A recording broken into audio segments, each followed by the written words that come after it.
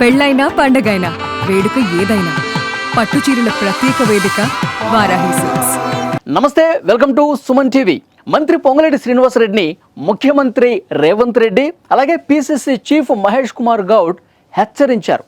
సున్నితంగా హెచ్చరించిన పరిస్థితి ఉంది. ఎందుకంటే తన శాఖ కాకపోయినప్పటికీ పొంగులేటి శ్రీనివాసరెడ్డి అనవసరంగా ఎందుకు మాట్లాడుతున్నాడు. పిసిసి చీఫ్ మహేష్ కుమార్ గౌడ్ నేరుగా ఫోన్ కూడా చేశారు పొంగులేటి శ్రీనివాసరెడ్డికి. మీరు స్థానిక సంస్థల ఎన్నికలకు సంబంధించిన షెడ్యూల్ ఈ నెలాఖరులోగా వస్తుంది అని చెప్పి మీరు ఎందుకు మాట్లాడారు? అది మీ శాఖ కాదు, మీకు సంబంధం లేని విషయం. ఎందుకు క్యాడర్ని గందరగోళపరిచే విషయం ఉంది ఇది? ఎందుకు మీరు అనౌన్స్ చేసిన పరిస్థితి ఉంది?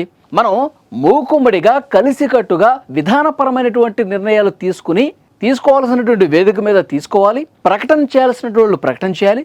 కానీ అలా కాకుండా పూర్తిగా మీ అంతటా మీరే సొంతంగా నిర్ణయాలు తీసుకుంటూ సొంతంగా ఎందుకు ప్రకటనలు చేయాల్సినటువంటి పరిస్థితి వచ్చింది అని చెప్పి వివరణ కోరారు. పిసిసి చీఫ్ మహేష్ కుమార్ గౌడ్ నేరుగా ఫోన్ చేసి అడిగారు.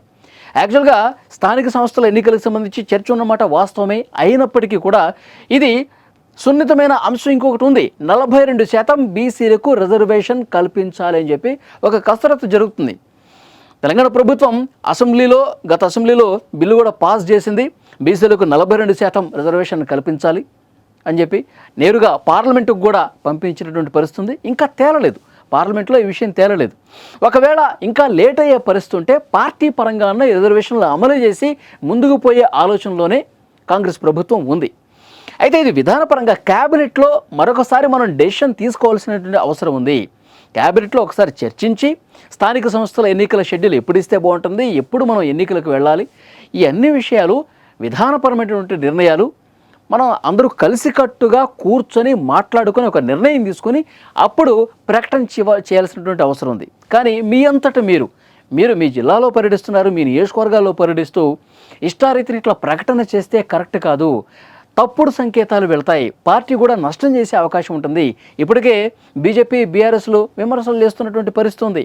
వాళ్ళకి మనం ముందుగానే అవకాశం ఎందుకు ఇవ్వాలి? కాంగ్రెస్ పార్టీలో వాక్ స్వాతంత్రం, వాక్ స్వేచ్ఛ ఎక్కువగా ఉంటుంది. అనవసరంగా గొడవలు జరుగుతుంటే వాళ్ళలో వాళ్ళే పడదు మాట్లాడుకుంటారు. ఈ విధంగా వాళ్ళే ప్రకటనలు చేసేస్తారు ఇష్టారీతన, ఎవరి రాజ్యం వాడిదే. సో ఇలాంటి విమర్శలకు మనం తావు ఇవ్వకూడదు. మనం కలిసికట్టుగా ఉందాం, కలిసికట్టుగా మాట్లాడుకుందాం, కలిసికట్టుగా నిర్ణయాలు తీసుకుందాం. ఏ శాఖ మంత్రి ఆ శాఖకు సంబంధించిన వివరాలు మాత్రమే బహిర్గతపరచాలి, మీడియా ముఖంగా అఫీషియల్గా అనౌన్స్ చేయాలి. కాబట్టి ఈ సంప్రదాయాన్ని మనం అందరం కొనసాగిద్దాం. సో మంత్రులతో భేటీ సందర్భంగా కూడా ముఖ్యమంత్రి రేవంత్ రెడ్డి గారు ఇదే విషయం చెప్పారు. పొంగులేటి శ్రీనివాసరెడ్డిని ఉద్దేశించి ఆయన మాట్లాడినటువంటి పరిస్థితుంది.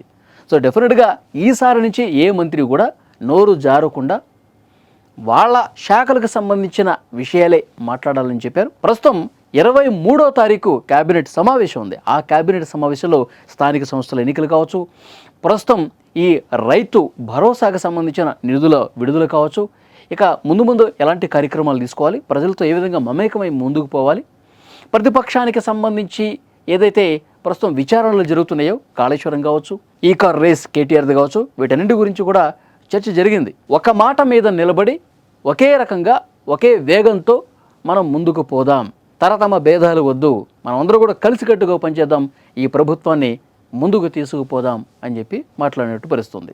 మొత్తానికైతే పొంగులేటి శ్రీనివాసరెడ్డికి ఒక జలక్ ఇచ్చినటువంటి పరిస్థితుంది. ఈ దెబ్బతో ఆయన కొద్దిగా కామయ్యారు, ఆయనకు ఒక షాక్ తగిలిన పరిస్థితుంది. ఎందుకంటే ఎప్పుడూ కూడా పిసిసి చీఫ్గా ఉన్న మహేష్ కుమార్ గౌడ్ గారు ఆయన బాధ్యతలు తీసుకున్న తర్వాత ఒక మంత్రికి నేరుగా ఫోన్ చేసి ఈ విధంగా హెచ్చరించిన పరిస్థితి లేదు. సో డెఫినెట్గా పార్టీ కూడా కొంత సీరియస్గా ఆలోచన చేసిందని భావించాలి.